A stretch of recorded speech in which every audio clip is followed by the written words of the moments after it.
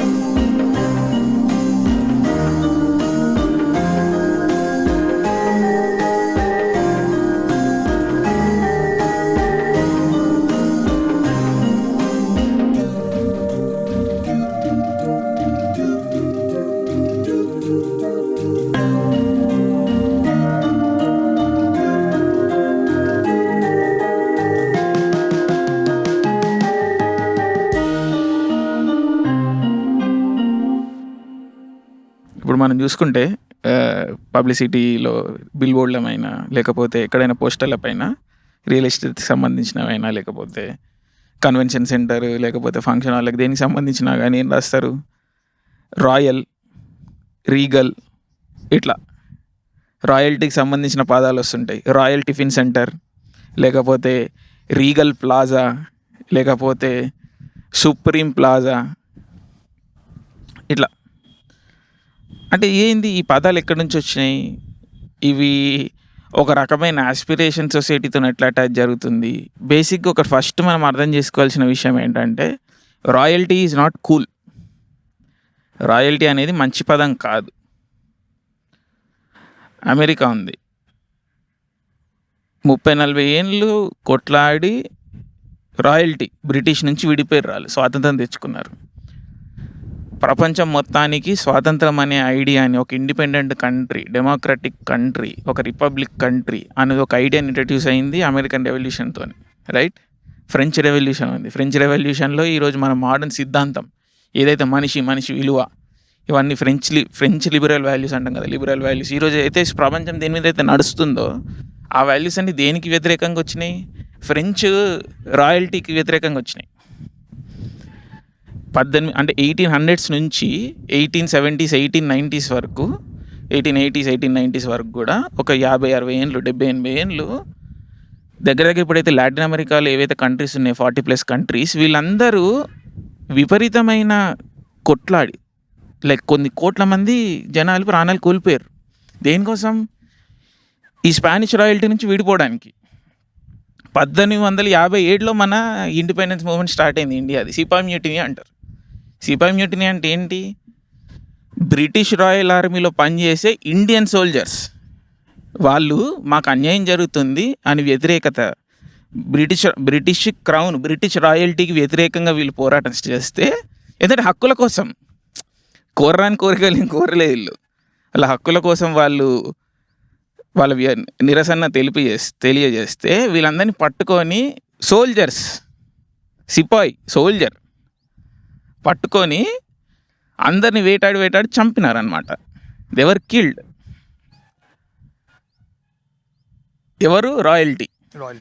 ఆ రోజు స్టార్ట్ అయ్యి దగ్గర 100 ఏళ్ళు పోరాడి ఇంతమంది కోట్ల మంది జనాలు చచ్చిపోయి ఇంత సాక్రిఫైజులు చేసి ఏం చేసినాము?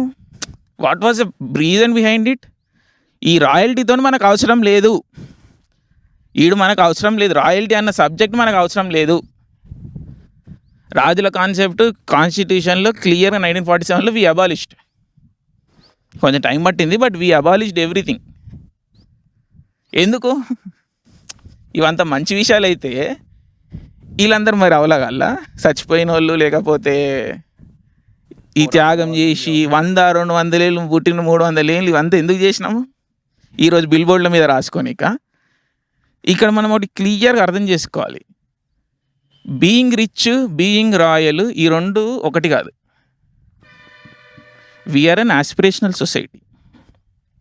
అంటే ఎదగాలి, కంట్రీ ముందుకు పోవాలి, జనాలందరూ పర్సనల్ లెవెల్లో ఎదగాలి, కంట్రీ మొత్తం ఒక విధంగా ఎదగాలి, అందరు డబ్బులు సంపాదించుకోవాలి, క్వాలిటీ లైఫ్ పెరగాలి, అందరు చదువుకోవాలి, సో ఒక యాస్పిరేషన్, పొద్దున్న లేచి ఒక ఫ్యూచర్ పట్ల ఒక ఫ్యూచర్ ఉంది మన కంట్రీలో అని అందరు నమ్ముతారు.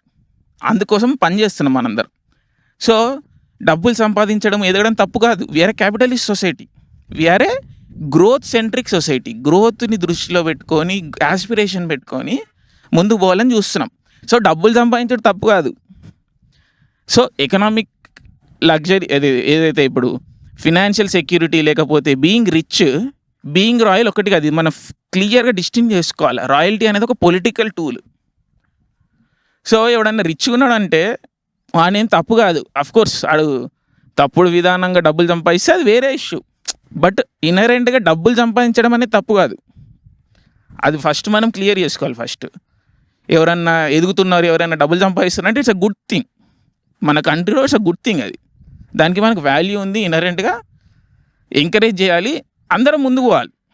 కొందరు ఇవ్వకపోతే అలాంటి ఇష్యూస్ అనేవి వస్తుంటాయి. బట్ వాటిని మనం ట్యాకిల్ చేసుకుంటూ డే టు డే దాన్ని we can handle those things. సవరణలు చేసుకుంటూ చేసుకోవచ్చు. బట్ అదేం తప్పు కాదు. బట్ ఎవడన్నా రిచ్గా ఉంటున్నాడు అంటే వాడు రాయల్గా ఉంటున్నట్టు. ఈ రెండింటి మధ్యలో కోరిలేషన్ ఏదైతే జరుగుతుందో తప్పు. రాయల్టీ అనేది ఒక పొలిటికల్ టూల్. మోనార్కీ అంటారు దీన్ని. రాజనేటోడు ఏం చేస్తాడు? వాని ఇష్టం వచ్చింది చేస్తాడు. వానికి పొద్దున్న లేచి వానికి మూడు బాగాలేకపోతే ఈయన కొట్టాలంటే ఈయన కొడతాడు, ఈయన చంపాలంటే ఈయన చంపుతాడు. రూల్స్ సెట్ చేస్తాడు. రూల్స్ ఏముండయి. రూల్స్ ఎందుకైతే మోనార్క్ అని ఇష్టం కదా, అని ఇష్టం. నచ్చకపోతే తీసేస్తాడు. అది ఏదైనా చేస్తాడు ఇక వాడు. సో వీళ్ళని మనం డిక్టేటర్స్ అంటాము, మోనార్కులు అంటాము, రాజులు అంటాము, ఇంకోటి. మనిషి పుట్టినప్పటి నుంచి ఆల్మోస్ట్ సివిలైజేషన్ స్టార్ట్ అయినప్పటి నుంచి రాజు అనే కాన్సెప్ట్ వచ్చింది, రైట్? వీళ్ళు ఎంత దారుణాలు చేసిర్రంటే మనుషులు అనేటోళ్ళు విసిగి వేసారిపోయారు అన్నమాట. సో ఒక ఇండివిజువల్ ఐడెంటిటీ, ఇండివిజువల్కి వాల్యూ ఉంది. ఒకడే అందరి మీద నెత్తిల మీద ఎక్కి డ్యాన్స్ చేసుడు కాదు. ఇట్లా ఒక ఐడియాలజీ అనేది 13th 14th సెంచరీలో పుట్టింది. అది కల్మినేట్ అయ్యి మన ఇండియాలో, if when we talk of Indian experience, 1947 with independence మనం సక్సెస్ఫుల్గా దాన్ని ఈ ఐడియాని దక్కించుకున్నాం. ఇండియన్ కాన్స్టిట్యూషన్ రాసుకున్నాం. ఫస్ట్ టైం రాసుకున్నాం వీఆర్ ఆల్ ఈక్వల్. రాజులు ఉండరు మన దగ్గర.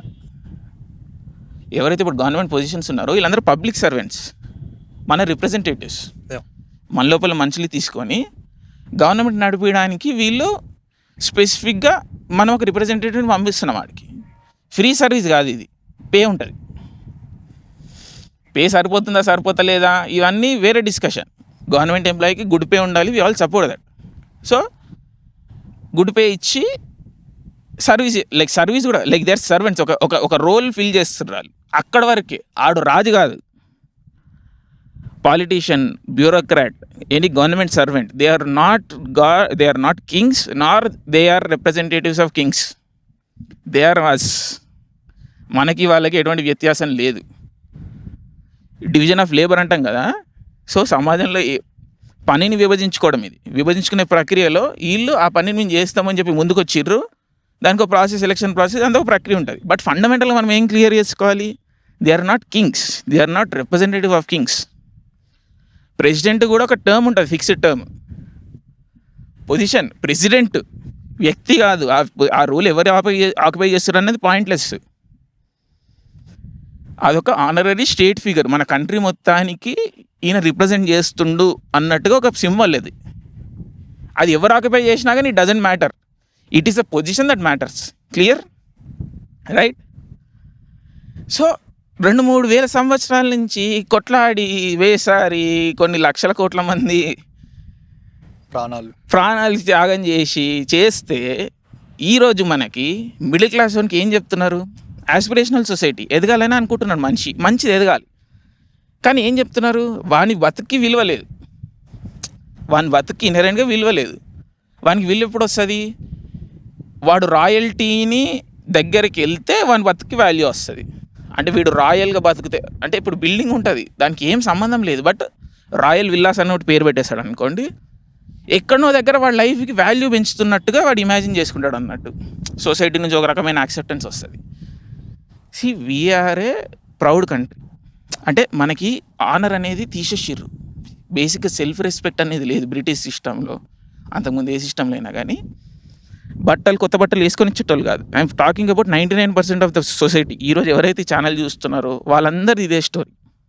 ఎవరైతే ఇండియాలో ఉన్నారో everybody story is the same. ఏంటంటే కొత్త బట్టలు వేసుకోవడానికి కూడా హక్కు ఉండేది కాదు. సో అందుకని ఇప్పుడు మనకి ఏ పండుగలు వచ్చినా కానీ మతాలతో సంబంధం లేకుండా అన్ని మతాల వాళ్ళు ఈ కల్చర్ మీకు ఎక్కడ కనిపించదు, ఓన్లీ ఇండియాలో కనిపిస్తుంది. పండుగలకి కొత్త బట్టలు కొనుక్కుంటారు. అంటే అది ఏంటంటే ఒక గొప్ప విలువ, గొప్ప అచీవ్మెంట్ అనమాట. Because for hundreds of centuries we were not allowed to buy anything new. So పండుగలకు బట్టలు కొనుక్కోవడము ఇలాంటి ఒక ప్రక్రియ ఉంది కదా, ఇది very unique to our culture and దీనికి ఒక సిగ్నిఫికెన్స్ ఉంది. So there is value in this. Of course మార్కెట్లో ఇప్పుడు మళ్ళీ బట్టలు కొనుక్కుంటే సరిపోదు, పలానా రకమైన బట్టలు కొనుక్కోవాలి అది ఇది అని చెప్పి మార్కెట్ అది ఇన్ఫ్లుయెన్స్ చేస్తుంటుంది. But that's beside the point. But value ఏంటి, we were not allowed to own certain things. So ఒక మనిషి వాల్యూ ఎక్కడ ఉండాలి, వాళ్ళు ఇల్లు కొనుక్కున్నా లేకపోతే ఒక నార్మల్ ఇల్లు నుంచి ఒక మంచి ఇంటికి వెళ్ళిండి అనుకోండి, మంచి విషయం అది, రైట్. వాల్యూ దాంట్లోనే ఉండాలి. బట్ దాంట్ నుంచి వాల్యూ తీసేసి ఈయన్ని రాయల్తో అటాచ్ చేస్తే దానికి వాల్యూ అనేది క్రియేట్ అనేది జనరేట్ అవుతుంది. అసలు ఆ పెంట వల్లనే కదా వీడికి ఇల్లు లేదు ఇన్ని రోజులు. For thousands of years we couldn't own house. Why? Because of royalty. ఈరోజు వాడు ఆ ఆస్పిరేషన్కి ఆ గోల్కి రీచ్ అయ్యే టైంకి మళ్ళీ నువ్వు వాని వాల్యూ మొత్తం మళ్ళీ రాయల్టీతో అని చెప్పి తెచ్చి అటాచ్ చేస్తున్నావు. In what world does that make sense? ఎవడన్నా రిచ్గా ఉంటే రాయల్గా ఉన్నాడు అంటారు. కాదు, రిచ్ వేరు, రాయల్ వేరు. రాయల్ అంటే అదొక పొలిటికల్ టూల్. రాజు అనేటోడు వాడి లోపల వాడే వ్యవస్థ, స్టేట్ అంటారు. వాడే స్టేట్, వాడు ఏది చేస్తే అదే అన్నట్టు. వాడు ఒక ఉన్మాది. పవర్ అనేది కరప్ట్ చేస్తుంది బ్రెయిన్ని. సో వాడు ఉన్మాది, వాడు మనిషిలా బిహేవ్ చేయడు. అసలు ఇలాంటి పదాలు మంచి విషయాలు కాదు. ఇప్పుడు ఎంత నైస్గా ప్రాపగాండా నడిపిస్తారు అంటే కాలనైజర్స్ ఎవరైతే ఉన్నారో. Cricket, you all love cricket, right? Cricket is something that is definitely Indian. But every time somebody says cricket is a gentlemen's game, it feels like a slap on my face every time somebody says that. Gentlemen అంటే ఇప్పుడు నీ definition ప్రకారం gentlemen అంటే ఏంటి చెప్పండి? Like what do you think of gentlemen? Being rich, రాయల్గా dress up అవ్వడం, సొసైటీలో ఒక రకంగా ఉండడం, పెద్ద మనిషి, విలువలు ఉన్నాడు, మంచోడు. ఆడంటే జెంటిల్మెన్ అంటే ఒక ఉత్తమ పురుషుడు. ఇదొక ఇమేజ్ ప్రాసెస్ ఉందా? జెంటిల్మెన్ అన్న పదానికి ఇప్పుడు మనం చెప్పిన విలువలకి అసలు సంబంధం లేదు. జెంటిల్మెన్ అనేది బ్రిటిష్ సొసైటీలోంచి వచ్చిన వర్డ్. ఇది ఏంటి జెంటిల్మెన్ అంటే? వాళ్ళ సొసైటీ బేసిక్గా మనము థర్డ్ ఎపిసోడ్ చేసినాం, మీరు వెళ్ళి చూడండి. Cost in India is a British invention అని చెప్పేసి దాంట్లో కొంచెం డీప్గా పోయినాం. బట్ ఇక్కడ సర్ఫేస్ లెవెల్లో చెప్పాలంటే కాస్ట్ అనేది ఇండియాలో లేదు. కాస్ట్ అనేది బ్రిటిష్ వాళ్ళు పట్టుకొచ్చారు మన ఇండియాకి, రైట్? వాళ్ళ సొసైటీలో కాస్ట్ క్లియర్గా డివైడ్ అయి ఉంటుంది అన్నట్టు. రాజు ఉంటాడు, రాజు కానీ ఫ్యామిలీ ఉంటుంది. దాని కింద ఇమ్మీడియట్గా సొసైటీని అంతా కంట్రోల్ చేయాలి కదా. సో ఎవ్రీ ఊరికి ఒక లొకాలిటీలు ఉంటారు, ఆ లొకాలిటీలో రిప్రజెంటేటివ్ ఉంటారు. మన దగ్గర జమీందారులు అది సిస్టమ్ ఉంటుంది, సేమ్ సిస్టమ్. అదే సిస్టమ్ని మనం తీసుకొచ్చేసి అడాప్ట్ చేయడం జరిగింది. సో ఈ రాజుగాడి లోకల్ గూండాలు ఎవరైతే ఉంటారో వీళ్ళందరినీ అరిస్టోక్రాట్స్ అంటారు. వీళ్ళంతా మళ్ళీ ఇది బ్లడ్ టు బ్లడ్ వస్తుంది, బయట రానియర్. సో బ్లడ్ టు బ్లడ్ వస్తుంది. ఇది ఎన్ని తరాలు మారినా కానీ వాళ్ళ కుటుంబాలు వాళ్ళ దానికే ఉంటుంది. అండ్ దీనికి ఒక లెగసీ అని పేరు, ఈ అడ్డమైన లెగసీలు, రాయల్టీలు ఇవే వస్తాయి అన్నట్టు. సో ఈ సిస్టమ్ ఇంకా ఉంది యూకేలో. ఎంత డీప్లో పాతుకుపోయిందంటే వాళ్ళు రిమూవ్ చేయలేకపోతారు ఆ ప్రక్రియని. బట్ వాట్ ఎవర్, అది వాళ్ళ ఇష్యూ, మన ఇష్యూతో సంబంధం లేదు అది. సో ఈ కాస్ట్ సిస్టమ్ ఏదైతే ఉందో, వీళ్ళు ఎవడైతే ఉన్నాడో రాజు అనేటోడు ఉన్నాడు, మీద రాయల్ ఫ్యామిలీ ఉంది, కింద నార్మల్ పనిచేసేటోళ్ళు ఉన్నారు. వీళ్ళ మధ్యలో ఎవరైతే లోకల్ గుండాలు ఉన్నారు కదా అరిస్టోక్రాట్స్, వీళ్ళని జెంటిల్మెన్స్ అంటారు. మిగిలిన వాళ్ళందరినీ కామన్ మెన్ అంటారు. సో కామన్ మ్యాన్ గారికి చదివి అధికారం లేదు, రాసే అధికారం లేదు, కొత్త బట్టలు వేసుకునే అధికారం లేదు, ప్రాపర్టీ ఓన్ చేసే అధికారం లేదు, కారు కొనుక్కునే అధికారం లేదు, సైకిల్ కొనుక్కునే అధికారం లేదు, ఎటువంటి అధికారాలు లేవు. ఆయన పని చాకిరీ చేసి చచ్చిపోతాడు, ఆయన కొడుకు చాకిరీ చేసి చచ్చిపోతాడు. ఇది సిస్టమ్, రైట్? ఈడు రాయడు, ఈడు చదివాడు. సో ఇప్పుడు రాసే అధికారం ఏమనుకుంది, చదివే అధికారం ఏమనుకుంది? అరిస్టోక్రాట్స్ మధ్య మధ్య ఎవడైతే జెంటిల్మెన్ ఉన్నాడు, సో వాడు రాసుకున్నాడు స్టోరీ. జెంటిల్మెన్ అంటే ఉత్తమ పురుషుడు, నీట్గా సూట్ వేసుకొని కట్టబట్టుకొని తిరుగుతుంటాడు. వాడు అని పని చేయనప్పుడు సూట్ ఎందుకు జరుగుతుంది? ఈడు జెంటిల్మెన్ అంటే. So cricket is an invention of their. Cricket gentlemen గాళ్ళ నుంచి వచ్చింది. వీళ్ళు టైంపాస్కి పొద్దుంతా ఏం చేసేది ఉండదు కదా, సో ఆట ఆడుకోవడానికి తీసుకున్న టూల్ ఇది. క్రికెట్ ఎట్లుండేదంటే 2 గంటలు బ్యాటింగ్ చేస్తారు, మధ్యలో టీ, అలసిపోతారు కదా.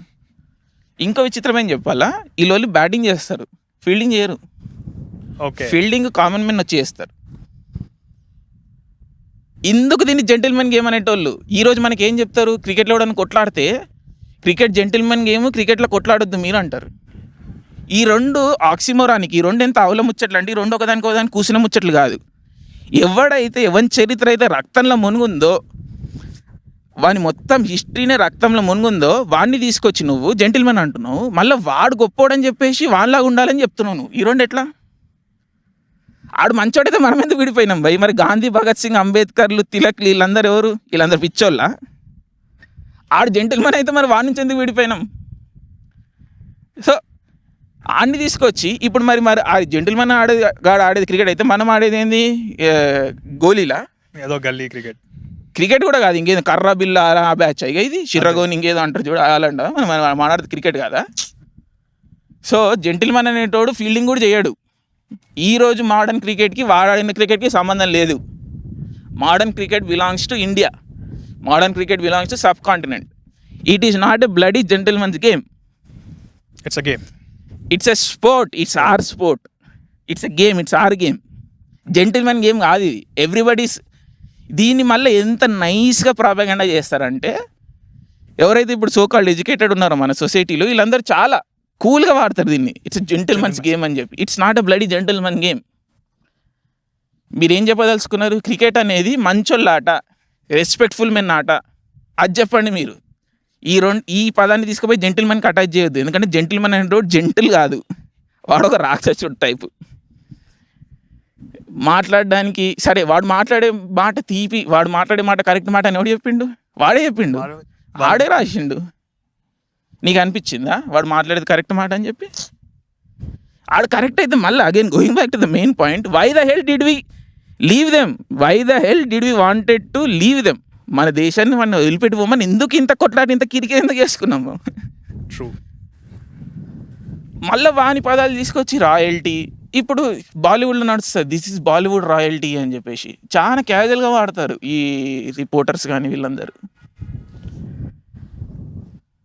Again being rich and being royal ఒకటి కాదు, సపరేట్ ఎంటిటీస్. ఈ రెండింటికి అసలు సంబంధం లేదు సొసైటీలో. రిచ్గా ఉన్న, ఇప్పుడు మనము బట్టల షాప్ పోతే సరే షర్ట్ వేసుకొని మస్తు రాయల్ లుక్ వస్తుందండి. ఏం రాయల్ లుక్ రా అంటే, 1000 రూపాయల షర్ట్కి రాయల్ లుక్ ఏంది? నువ్వేం మాట్లాడుతున్నావు? సరే మీరు బాగుంటారు, ఈ కలర్ మీకు బాగుంటుంది, అదొక లెక్క. సరే రిచ్గా కనిపిస్తారు, సరే నీకు అవకాశం లేదు కానీ ఇది 1000 రూపాయలే, కానీ నువ్వు వేసుకుంటే 10,000 షర్ట్లకు కనిపిస్తుంది, రిచ్గా కనిపిస్తారు. అది నేను ఒప్పుకోను. బట్ సొసైటీలో నడుస్తుందంటే యాక్సెప్ట్ చేయగలుగుతా ఒక లెవెల్ వరకు. ఎందుకంటే నెక్స్ట్ రేపు ఇంప్రూవ్ అవుతారు, చదువుకుంటుంటారు, సొసైటీ ముందుకు పోతుంది, సో నాలెడ్జ్ అనేది వస్తుంది, పెరుగుతుంది. అది నేను యాక్సెప్ట్ చేయగలుగుతా, that is acceptable to an extent. Sir but ఇది రాయల్ లుక్ వస్తుంది అంటే అసలు 80% యాక్సెప్టబుల్ కాదు. అది నాకు అవసరం లేదు రాయల్ లుక్. ఆడ అవసరం అనుకుంటే నేను వాడిని ఎందుకు వెళ్ళగొడతా? నేను రాయల్ కాదు, వీఆర్ నాట్ జెంటిల్మెన్. అది మంచి విషయం, we have to be proud of that fact. Human మన వాల్యూస్ ఏంది? వీఆర్ ఆల్ బేసిక్గా మనుషులందరూ ఒకటి అన్నది చాలా అత్యుత్తమమైన కాన్సెప్ట్. అది గత 100-200 సంవత్సరాల నుంచి సమాజంలో వచ్చింది. అది చాలా కొత్త ఐడియా అది, and very new idea, and it's such a brilliant idea. ఎందుకంటే ఇన్ని రోజులు దబాయించి పెట్టిరు దాన్ని. ఎవరు దబాయించి పెట్టిండు? ఈ రాయల్టీనే. మళ్ళీ వాడు వచ్చి ఏదైతే మనము ట్రై చేస్తున్నామో మనుషులందరూ ఈక్వల్గా అని చెప్పేసి దాన్ని మెల్ల కొయ్యనికి చూస్తున్నారు. మళ్ళీ రాయల్టీస్ కమింగ్ బ్యాక్.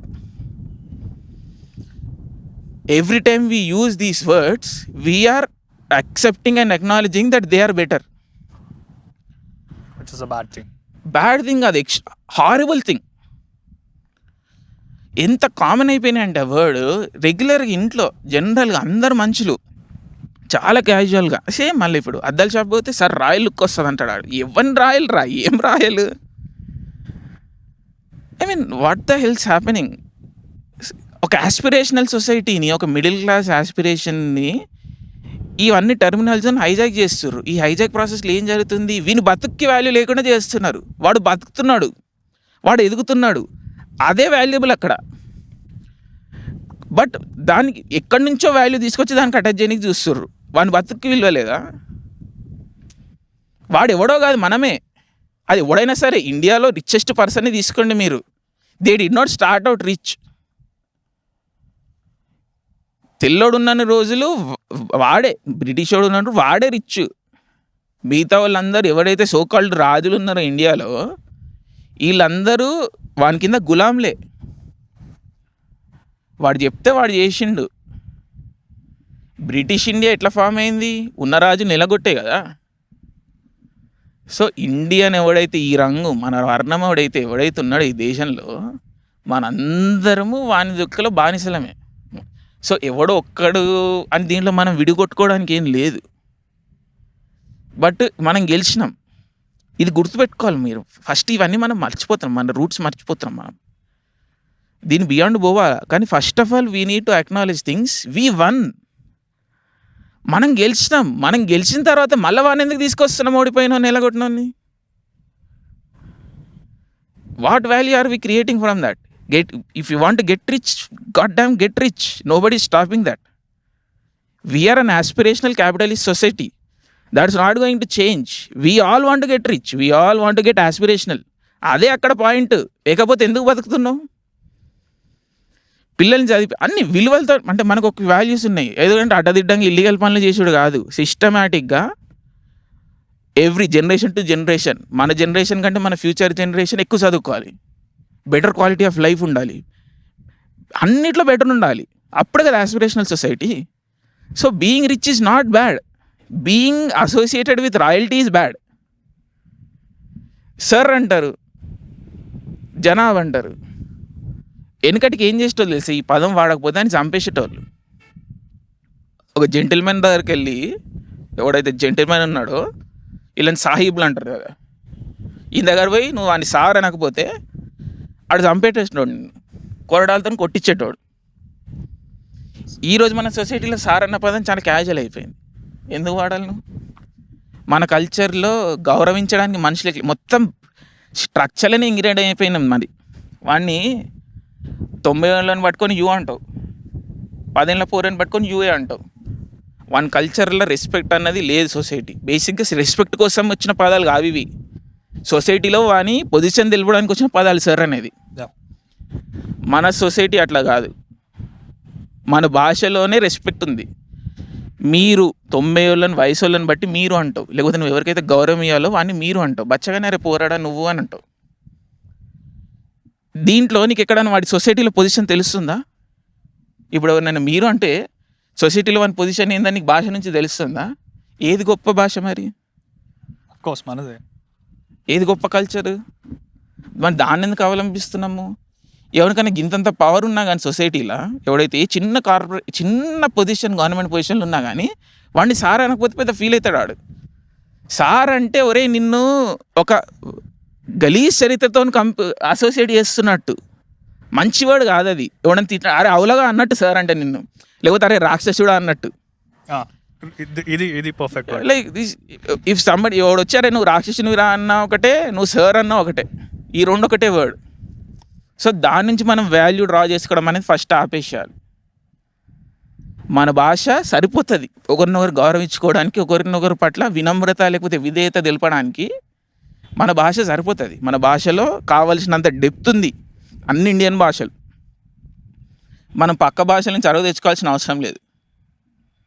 భాషల్ని నేర్చుకోవచ్చు, ఇంగ్లీష్ నేర్చుకోవచ్చు, మనందరం ఇంగ్లీష్ నేర్చుకున్నాం, దానివల్ల మనకు ఒక ఎడ్జ్ ఉంది.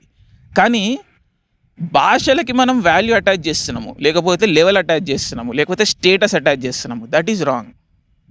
ఇంగ్లీష్ మాట్లాడితే సరిపోదు. ఇంగ్లీష్తోని మనము ఒక బ్రిటిష్ యాక్సెంట్లో మాట్లాడితే ఇంగ్లీష్కి వాల్యూ పెరుగుతాడు. ఎవడు చెప్పిండు? వాడు మాట్లాడతాడు, వాడు ఆ భాషలో పుట్టిండు, వాడు అదే విధంగా మాట్లాడతాడు, వాడు నేర్చుకోలే, వానికి వచ్చినట్టే వాడు మాట్లాడుతున్నాడు. బేసిక్గా మనం గుర్తుపెట్టుకోవాలి, వానికి వచ్చినట్టు వాడు మాట్లాడుతున్నాడు, మనకు వచ్చినట్టు మనం మాట్లాడుతున్నాం. ఇక్కడ భాష పాయింట్ ఏంటి? కమ్యూనికేషన్ అయినంత వరకు ఎట్లా మాట్లాడినా నడిచిపోతుంది. అట్లనే మాట్లాడాలి, ఇట్లనే మాట్లాడాలి అని ఇవన్నీ ఎందుకు క్రియేట్ చేస్తారంటే అగైన్ మళ్ళీ వాడు గొప్ప అని చెప్పుకోవడానికి. దాన్ని మనం ఫాలో చేస్తున్నామంటే ఆటోమేటిక్గా అది మనం యాక్సెప్ట్ చేస్తున్నట్టు. ఈరోజు నయా ఇండియా నయా భారత్ అంటున్నాం మనం. Were saying something? గులాంగిరి టైప్. గులామే ఇక అది. Every time we say we call somebody sir, we're being వాడిని ఫస్ట్ వాడిని రాక్షసుడు అంటున్నాం మనము. మళ్ళీ ఇంకొక రకమైన హైరార్కీ సోషలిజం అనేది క్రియేట్ చేస్తున్నాం. లైక్ ఫేక్ యాక్సెంట్ కూడా అదే కదా. అన్నవే ఇదంతా అసలు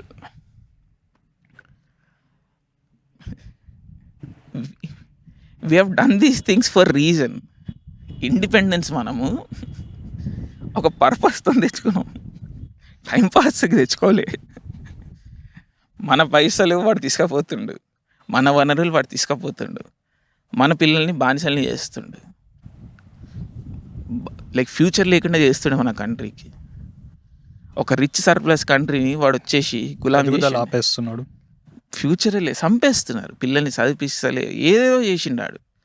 ఇట్లా కాదు, మనం ఎదగాలి, మన పైసలు మనమే వాడుకోవాలి, మన వాల్యూ మనమే జనరేట్ చేసుకోవాలి, మన మీద మనమే డిపెండెంట్ ఉండాలి, అన్నీ మనమే క్రియేట్ చేసుకోవాలి. మన పైసలు మన సంపద మనం వాడుకుంటాం, మన ఫ్యూచర్ మీద ఇన్వెస్ట్ చేసుకుంటాం, మన స్టాండర్డ్ ఆఫ్ లివింగ్ పెంచుకుంటాం, మనం సేఫ్గా ఉంటాం, మనం సెక్యూర్గా ఉంటాం, మనం కాపాడుకుంటాం.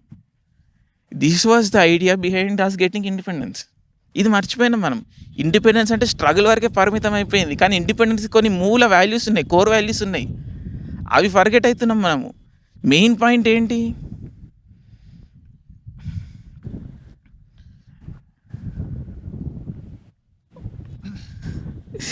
చాలా మనము షహీదులని చేసినాం మన హీరోస్ని, బట్ వాళ్ళు ఏం చేసిరు, ఎందుకు చేసిరు అని మర్చిపోతున్నాం.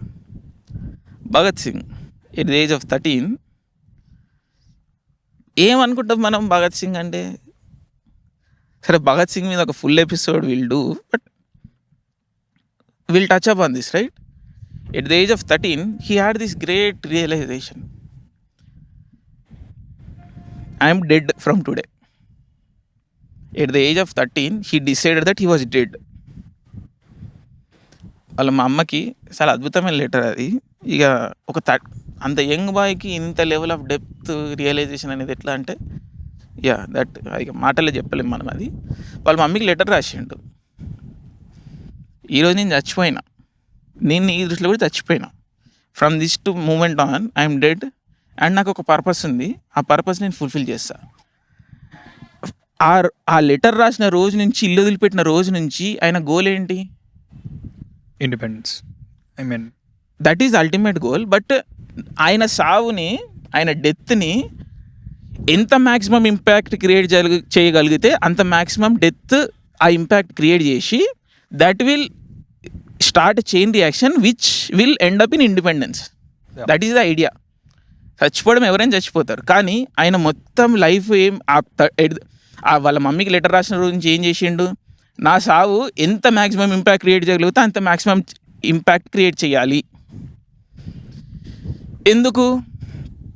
ఆయన ప్రేమించలే, ఆయన చదువుకున్నాడు, అంటే సెల్ఫ్ స్టడీ చేసుకున్నాడు. కానీ మనకు ఇప్పుడు 13 year old ఆస్పిరేషనల్ కూడా, ఇప్పుడు మనం ఏమనుకుంటాం? చదవాలి, ఎదగాలి, డబ్బులు సంపాదించాలి, అన్నీ లైఫ్ అన్నీ అనుభవించాలి, అన్నీ చేయాలి కదా. ఇది ఒక ప్రాసెస్ ఉంది కదా. ఏమనుకున్నాడు భగత్ సింగ్? ఏమన్నాడు? ఆయనకు అర్థమైంది, నేను బానిసని, బానిస అనేటోడు బతకడం అనేదే వేస్ట్ అని ఫిక్స్ అయ్యిండు. బానిస, లైక్ ఈ బానిసేం ప్రేమిస్తాడు, బానిసేం చదువుతాడు, బానిసేం బతుకుతాడు. నా వచ్చే తరాలు బతుకుతాయి, నా చావు నా వచ్చే తరాలకి ఇవన్నీ ఇస్తాయి, నా ప్రేమ కూడా వాళ్ళే ప్రేమిస్తారు, నా చదువు కూడా వాళ్ళే చదువుతారు, నా ఎదుగుదల కూడా వాళ్ళే ఎదుగుతారు. That was the idea. ఇది is just one man, there were innumerable amount of people. ఇది ఐడియా. మన దేశం పుట్టడానికి, మన దేశం స్వాతంత్రం రావడానికి ఇదే ఐడియా. ఇండిపెండెంట్గా ఉందాం, మనము ఫ్రీ ఉండాలి, అందరు ఒకటే. ఎటువంటి రెస్ట్రిక్షన్స్, ఎటువంటి సైకలాజికల్ బ్యాలెన్స్, ఒకటి పుట్టుకతోని వాని ఫ్యూచర్ డిసైడ్ కాదు. ఒకడు ఇప్పుడు భగత్ సింగ్ ఆప్షన్ ఇచ్చిర్రా, నువ్వు బానిసవారా బానిసవ కాదారా అని చెప్పి. He was not given an option. నా ఫ్యూచర్ జనరేషన్స్కి ఆ పరిస్థితి ఉండొద్దు, దానికి నా చావు ఒక్కటే దారి. ఈ చావు మళ్ళీ ఎట్లా చచ్చిపోయినా కానీ కాదు, ఎంత మ్యాక్సిమం ఇంపాక్ట్ క్రియేట్ చేయగలిగితే అదే గోల్. చావు కోసం ప్లానింగ్ చేసిండు ఆయన ఆ మూమెంట్ నుంచి. నేను చచ్చిపోయిన తర్వాత మళ్ళీ నన్ను మర్చిపోమని చెప్పిండు. ఈరోజు మనం మాట్లాడడం తప్పు ఆయన గురించి, ఎందుకంటే ఆయననే మర్చిపోమని చెప్పిండు. ఎందుకంటే నా బతుకు, నా ఎగ్జిస్టెన్స్ అనేది ఒక ఘోరమైన ఒక డార్క్ హిస్టరీని గుర్తు చేస్తుంది. ఇది మనం మర్చిపోవాలి, ఈ పాయింట్ నుంచి ముందుకెళ్ళాలి. బట్ వీఆర్ స్టక్ అక్కడనే కదా. ఎందుకు మరి అదే చెప్తున్నా, మూవ్మెంట్ స్ట్రగుల్ వరకు మిగిలిపోయింది, వాల్యూస్ అనేవి వస్తలే ముందు మనకి.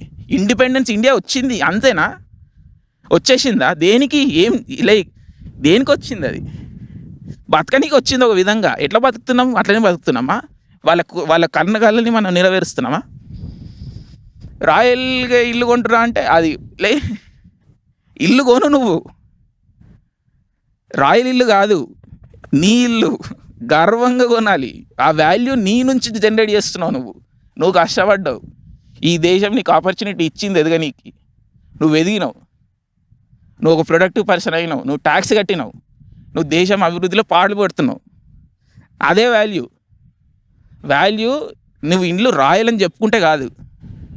ఎందుకంటే రాయల్టీ అనేది ఉంటే నీకు ఆ ఇల్లు కొనుక్కునే అధికారమే లేదు, నీకు చదివే అధికారం లేదు, నీకు బతికే అధికారం లేదు, తిండి తినే అధికారం లేదు. రాయల్ వెడ్డింగ్ ఏంది, రాయల్ ఫోటోషూట్ ఏంది, ఏం మాట్లాడుతున్నావురా నువ్వు? Like what the hell are you talking about?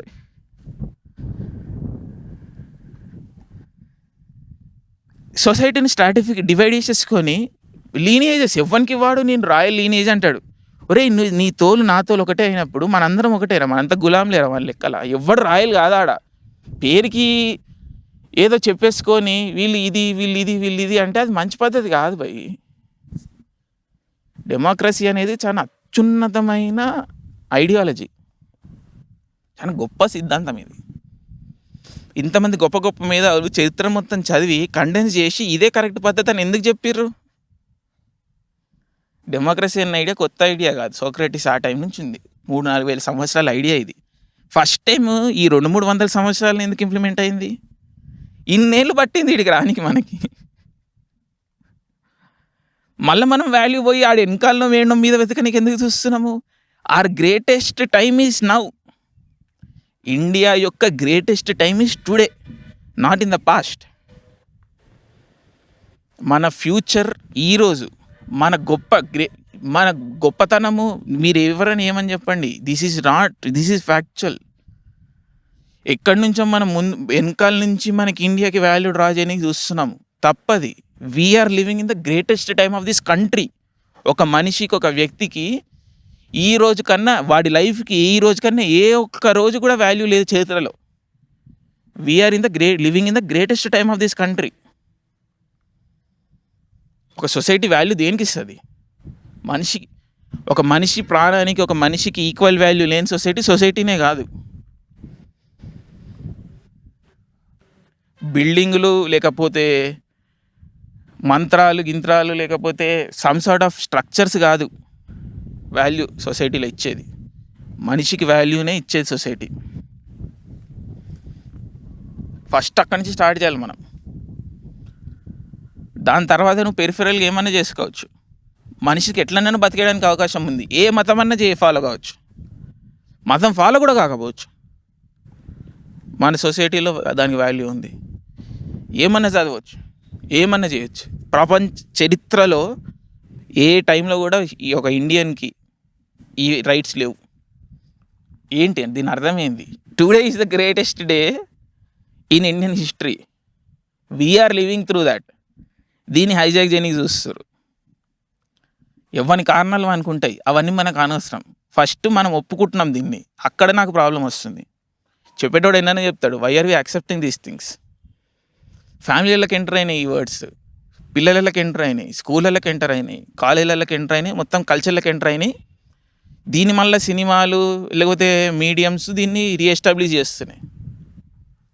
Every time సినిమాలో కానీ లేకపోతే న్యూస్లో కానీ లేకపోతే మీ డే టు డే లైఫ్లో కానీ ఈ పదం వాడంగానే ఫస్ట్ మీకు యాంటీనాలు పెరగాలి, సెన్సర్లు ఇట్లా రెడ్ సిగ్నల్ రావాలి, మన హారన్లు అవుట్ కావాలా ఆన్ కావాలా, అంటే డేంజర్ డేంజర్ డేంజర్ డేంజర్ అని.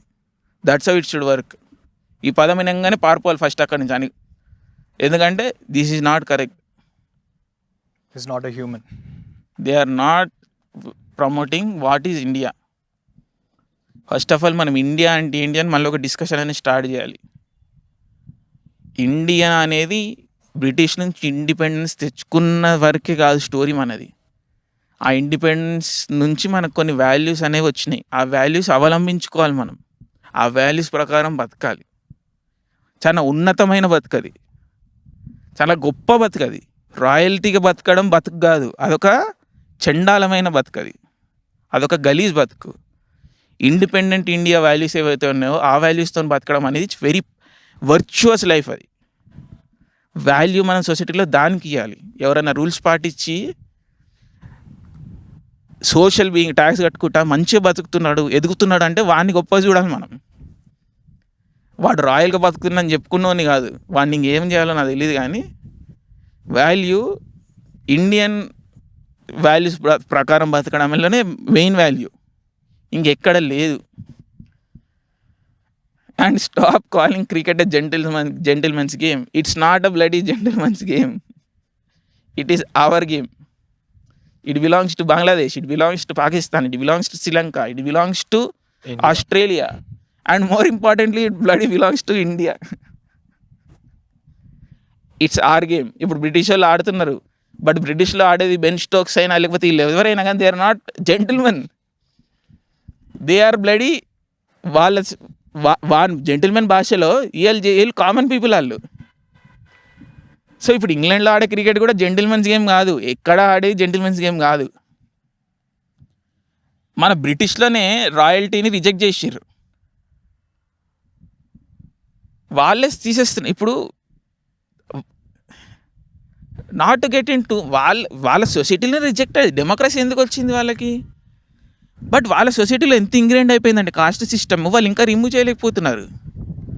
మనకెందుకు వాన్ caste system? England is not going through a happy time, వానికి 1,20,000 ప్రాబ్లమ్స్ ఉన్నాయి, మనకెందుకు ఆ గలీజ్ కథ? We are free of these things. మళ్ళీ మెల్లగా రానికి చూస్తున్నారు, రానియొద్దు, చాలా అప్రమత్తంగా ఉండాలి మనము. అగైన్ మన values like we should live full life. మనకి ఏవైతే చెప్పిర్రో మనం ఇష్టం వచ్చిన పని చేయాలి, మన ఇష్టమైన పని చేయాలి, ఇష్టమైన చదువుకోవాలి, ఇష్టమైన జాబ్ ఏది ఇష్టం అనిపిస్తే అది చేయాలి. That is what is bloody freedom is. నీ ఇష్టంగా నువ్వు బతకాలి. అది ఎవడో చెప్పాడు, నీ లైఫ్ డిక్టేట్ చేయడు. నువ్వు ఈ విధంగా బతికితే నువ్వు రాయల్ అవుతావు, ఈ విధంగా బతికితే నీకు వాల్యూ ఉంటుంది. నో,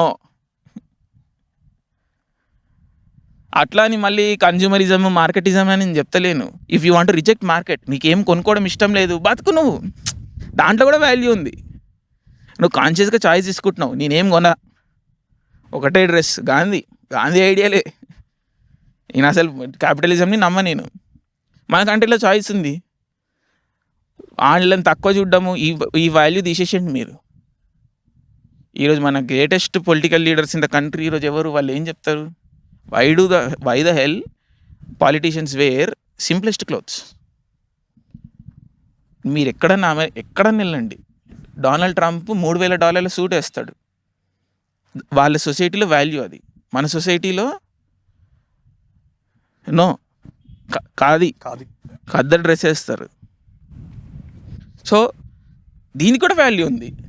ఎవరైనా ఇప్పుడు 2 లక్షల సూట్ వేసుకోవచ్చు మన కంట్రీలో, తప్పేం లేదు. వాడు నిజాయితీగా న్యాయంగా సంపాదించేసుకుంటే 100%. బట్ నువ్వు అది వేసుకుంటే నీకు స్టేటస్ వస్తుంది సొసైటీలో అనుకుంటే తప్పు నీది. నీకు ఇష్టంగా ఉండి నీకు నచ్చి లేకపోతే ఇంకేదో చేసి వేసుకుంటే అది ఇంటెన్షన్ అనేది నీ లోపల నుంచి రావాలి. సొసైటీ లేకపోతే ఎక్కడి నుంచో బయట నుంచి ఇంపోజ్ చేయడం కాదు. అఫ్ కోర్స్ మార్కెట్ అనేది ఇంపోజ్ చేయడానికి చూస్తుంటుంది, ఎందుకంటే మార్కెట్ అనేది కన్జ్యూమర్ బేస్డ్, దీంట్లో కొన్ని అవలక్షణాలు ఉన్నాయి, దాన్ని మనము but those are correctable things. అవి మనం డిస్కస్ చేయొచ్చు, చదువుకుంటున్నాము, లేకపోతే విచక్షణ అనేది ఉంటుంది, ఒక జడ్జిమెంట్ అనేది వస్తుంది. సో దాన్ని డిస్కస్ చేసుకొని ఇది మనకు అవసరమా లేదా అనుకొని మనము నెగోషియేట్ చేసుకుంటే ముందుకు పోవచ్చు. Yeah, choice is the primary thing here. So we can negotiate and we can go forward from there. But that's different from saying do this, it will be considered royal thing. That's BS, total BS.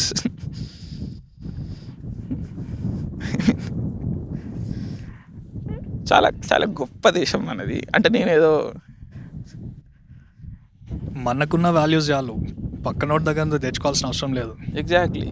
And పక్కనోడు ఎవడు మంచోడు కాదు, వాడు మంచోడైతే వాడిని ఉంచుకుందాం మనం, వాడిని ఎందుకు వెళ్ళగొట్టినాము, వాడు మంచోడు కాదు కాబట్టి. ఇప్పుడు వాడు ఎందుకు మంచిగా కనిపిస్తాడో మనకి, ఆడు మారిండా మనం మారినామా, లేకపోతే మనల్ని మారుస్తున్నారా, ఇది మనం డిసైడ్ చేసుకోవాలి, కాన్షియస్గా డిసైడ్ చేసుకోవాలి, ఇది కాన్షియస్గా ఆలోచించాలి. కొంచెం దిస్ ఈజ్ నాట్ ఏ అల్కటి ముచ్చట కాదు, ఇది చాలా ఆలోచించి మన సొసైటీ అంతా ఒక డిస్కోర్స్లోకి రావాల్సిన మ్యాటర్ ఇది. మళ్ళీ ఇది కోప్పడి లేకపోతే అరిసి గింజుకోవాల్సిన ముచ్చట కూడా కాదు. జాగ్రత్తగా ఒకరికొకరు చెప్పుట పోవాలి. మనం మీ ఒకరికొకరు శత్రువులం కాదు, మనం ఒక country, where all Indians, right?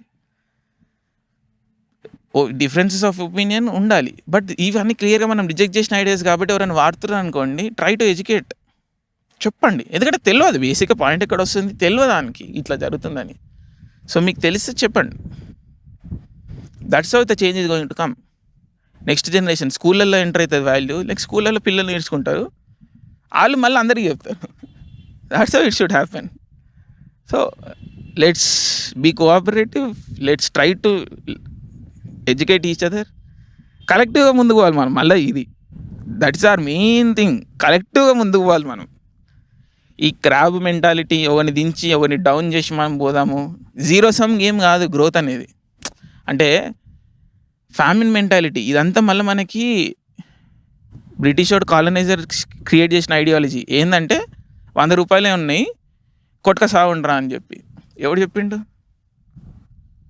Limit ఎందుకు ఉంది వాల్యూకి? మన కంట్రీలో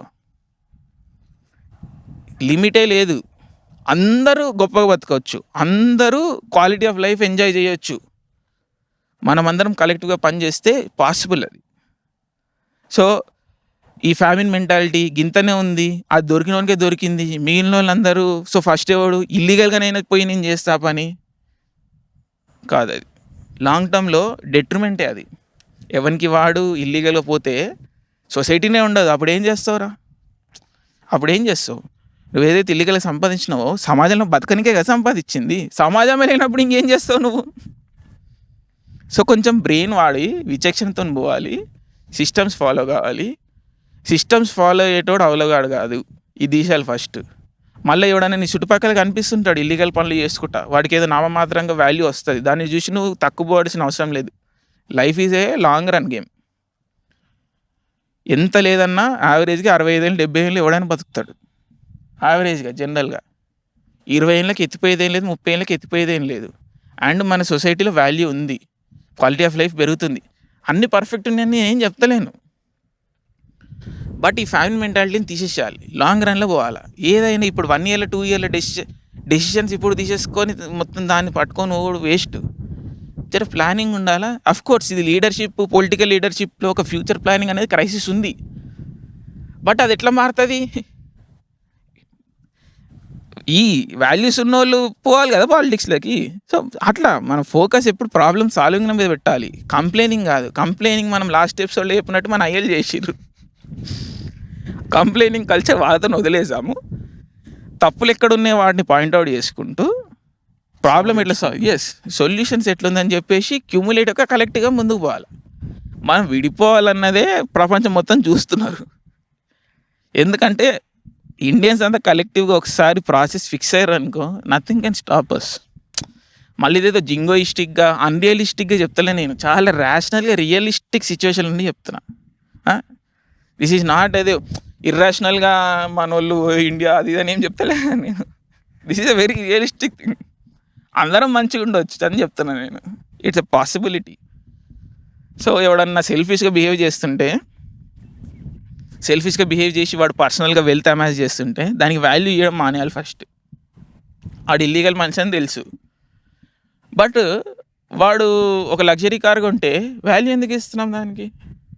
వాడు ఇల్లీగల్ కదా, మనకు తెలుసు కదా. Stop rejecting those things, stop valuing those things. ఆటోమేటిక్గా అది చేయడం మానేస్తాడు. ఎవడైనా లగ్జరీ కార్ ఎందుకు కొంటాడు? అందరు చూసి వావా అంటారని. వావా అనడం మానేస్తే ఎందుకు కొంటాడు వాడు? సో అట్లా అని ఇప్పుడు మన సొసైటీలో, సోషల్ మీడియాలో పబ్లిక్ ట్రయల్స్ అనేది బాగా నడుస్తున్నాయి. మనం ఇక్కడ కూర్చొని ఊహాగానాల మీద ఒక లైఫ్లో ఫ్యూచర్లో డిసైడ్ చేస్తున్నాం. That is also wrong. So ఇవన్నీ మనకి ఎట్లా తెలుస్తుంది? లైఫ్ అనేది ఇట్లా మొనోటనస్గా చూడడం ఆపేయండి మీరు. రైట్ రాంగ్ ఇట్లా డైకాటమీగా. మన బ్రెయిన్ వాడడం అనేది తప్పు కాదు. బ్రెయిన్ వాడండి ప్రతి సిచ్యువేషన్లో. బ్రెయిన్ వాడడం పని కాదు. సో ఇది కాంప్లెక్స్. లైఫ్ అనేది సింపుల్ ముచ్చట కాదు. సో మెల్లమెల్లగా మనం పోదాం. ఫస్ట్ ఫుల్ లైఫ్ బతుకుతాము. ఇప్పుడంతా చూస్తే మనకు ఓవర్లోడ్ అనిపిస్తే పెద్ద పనిలాగా అనిపిస్తుండొచ్చు, but no, it's not work. ఒకసారి అలవాటు అయిపోతే మంచి స్మూత్గానే పోతుంటుంది. So yeah, again to conclude the episode for today, royalty is not cool. Stop acknowledging it, stop following it, and start acknowledging it and stop following it. ఒకసారి ఇది గలీజు అని acknowledge చేయాలి కదా మనం. అక్నాలెడ్జ్ చేసి దొంగ చూడాలి వాడిని. అవులా, అది రాక్షసుడు. ఎవడన్నా సార్ అని పిలుస్తున్నామంటే వాడిని రాక్షసుడా అంటున్నాం వాడిని. లేకపోతే రాక్షసుడు అంటే మళ్ళీ ఇంకేదో అన్నట్టు కదా, ఒక ఈవిల్ పర్సన్ అన్నట్టు చెప్తున్నామా. రాక్షసుడు అన్న కరెక్టే కదా. అంటే మన మైథాలజీలో అదొక స్టోరీ. అంటే రాక్షసులు అంటే బ్యాడ్ పీపుల్ అని కాదు. ఇది మళ్ళా అగైన్ కాలనైజర్ వర్షన్ ఆఫ్ హిస్టరీ. రాక్షసులు అంటే బ్యాడ్, ఎందుకంటే వానికి ఒకటే తెలుసు, వానికి గుడ్ ఈవిల్ అనే తెలుసు. మన కల్చర్ చాలా కాంప్లెక్స్. రాక్షసుడు అంటే ఈవిల్ అని కాదు. సొసైటీలో చాలా రకమైన ఫిలాసఫీలు ఉంటాయి. టైంని బట్టి ఒకడు ఎదుగుతాడు, ఒకడు దిగుతాడు. బట్ నెక్స్ట్ టైం వచ్చినప్పుడు ఇంకోటి ఎదుగుతాడు, ఇంకో దిగుతాడు. ఇది ఒక సిక్లికల్ ప్రాసెస్, ఇది ఒక డెప్త్ ఉన్న సబ్జెక్ట్ ఇది. సో రాక్షసుడు అనడం కూడా తప్పే, ఎందుకంటే యూనిలాటరల్గా రాక్షసుడు అంటే గలీజు అని మన చరిత్రలో ఉండదు. మన మైథాలజీ అట్లా డిస్కస్ చేయదు. ఇది ఒక కాంప్లెక్స్ సిస్టమ్. ఇందాక నేను కూడా ముందు రాక్షసుడు అని వాడేసిన పొరపాట్లో. తప్పులు మనందరం చేస్తాం, కానీ ఇప్పుడు ఏమైంది, రియలైజ్ అయినాం కదా. So keep improving it. So sir అంటే వాడిని ఒక ఈవిల్ పర్సన్ అంటున్నట్టు మనం. So stop calling each other sir. మన భాషలో ఇనఫ్ డెప్త్ ఉంది, మన బాడీ లాంగ్వేజ్, హ్యూమన్స్. సో నమస్తే పెడితే సరిపోతుంది, వీడికి వంగాల్సిన అవసరం లేదు. సో నమస్తేలోనే వినమ్రత, అవన్నీ తెలిసిపోతాయి. రెస్పెక్ట్ అనేది ఆటోమేటిక్గా తెలుస్తుంది. అవతలోనికి నువ్వు ఇచ్చే రెస్పెక్ట్ తెలుస్తలేదంటే అది వాని తప్పు, నీ తప్పు కాదు. సో ఇవన్నీ మనము రోజు బతకాలి, తెలుసుకోవాలి. వాల్యూ ఈజ్ ఇన్ ఈక్వాలిటీలోనే సొసైటీ గొప్ప వాల్యూ. అది అందరు మంచిగా ఉండడానికి ఆస్కారం ఉంటుంది, రెసిస్టెన్స్ ఉండదు. ఇప్పుడు ఈ ఎవరైతే పవర్ఫుల్ ఉన్నారో వాళ్ళు కూడా మస్తు స్ట్రెస్లు ఉంటారు, పర్సన్ అయితే ఉంటారు. వాడు రోజు పొద్దున్న లేచి 100 రకాల క్యాలిక్యులేషన్లు చేయాలి, నా పవర్ని ఎట్లా మెయింటైన్ చేసుకోవాలని చెప్పి. దేనికి? ఇదంతా స్ట్రెస్ ఎలిమినేట్ అయిపోతుంది once we start treating each other equally. There is no point. ఎందుకంటే అది పనికొచ్చే సిస్టమ్ కాదు. అది ఓల్డ్ సిస్టమ్. అది పని చేయదు, దాని నుంచి ప్రాబ్లమ్సే. ఒక్కసారి మీరు ట్రై చేసి చూడండి, start treating everybody equally, then you will see. Okay, merit మీద చూడండి మనుషులని, లేకపోతే వాళ్ళు ఎంత వాల్యూ యాడ్ చేస్తారు అన్న దాని మీద చూడండి. ఆటోమేటిక్గా మీకే చేంజ్ కనిపిస్తుంది. మీ బ్రెయిన్ స్ట్రెస్ ఫ్రీ అయిపోతుంది. అడ్డమైన క్యాలిక్యులేషన్లు ఉండవు. మన పేరెంట్స్ చేస్తారు, వాడిని ఎట్లా డౌన్ చేయాలి, వీని ఎట్లా డౌన్ చేయాలని. ఇవన్నీ నేర్పించారు మనకి, కానీ ఇవి తీసేస్తే ఎప్పుడైనా మన పేరెంట్స్ ఆనందంగా ఉన్నట్టు మీకు అనిపించిందా? జనరల్ కల్చర్లో ఏదో స్ట్రెస్ ఉంటుంది వాళ్ళకి. ఆ చుట్టం ఆడేవడం ఏమనుకుంటాడు, ఈ కలిగ్గాడు ఏమనుకుంటాడు, ఈయనకి నేను చూపించాలి, వాడు 1000 వాళ్ళ కొంటే నేను 5000 వాళ్ళ కొనాలి. నీకు ఇష్టం ఉంటే కొనుక్కో, వానికన్నా ఎక్కువ సౌండ్ రావాలని కొంటే it's a silly thing. But చాలా స్ట్రెస్లు ఉంటారు వాళ్ళు, మనకు అవసరం లేదు ఆ స్ట్రెస్. నీ దోస్తుగాడు బాగుండాలి, ఆనందంగా ఉండాలి, అది ఇంపార్టెంట్ వాల్యూ నీకు. నీ దోస్తుగా నీ డౌన్ చేసాడు కాదు, వాడు ఆనందంగా ఉంటే నువ్వు ఆనందంగా ఉంటావు కదా. దట్ ద హోల్ పాయింట్ కదా. వాని ముందడ నువ్వు రోలెక్స్ వాచ్ పెట్టుకొని తిరిగితే పెట్టుకోవచ్చు. ఇప్పుడు like if both of them like it, he should say అరే బాగా, like they should appreciate the value. దాని నుంచి వచ్చే ఇమేజ్ కాదు. ఇప్పుడు ఒక చాలా వెల్ క్రాఫ్టెడ్ ఇంజనీర్డ్ వాచ్, అది చిన్న చిన్న డీటెయిల్స్ ఉన్నాయి. అరే సచ్ మెషిన్ కదా అని చెప్పేసి ఒక మెషిన్కి అడ్మిరేషన్ ఉండొచ్చు. బట్ ఈయన తక్కువ చూపించాలని నువ్వు వేసుకొని మళ్ళీ లేకపోతే ఆడు ఫీల్ అవుతున్నాను నువ్వు రిలేషన్లో రప్చరు లేకపోతే స్ట్రెస్ మళ్ళీ నువ్వు బాధపడ్డప్పుడు ఎవరి దగ్గర పోతావు?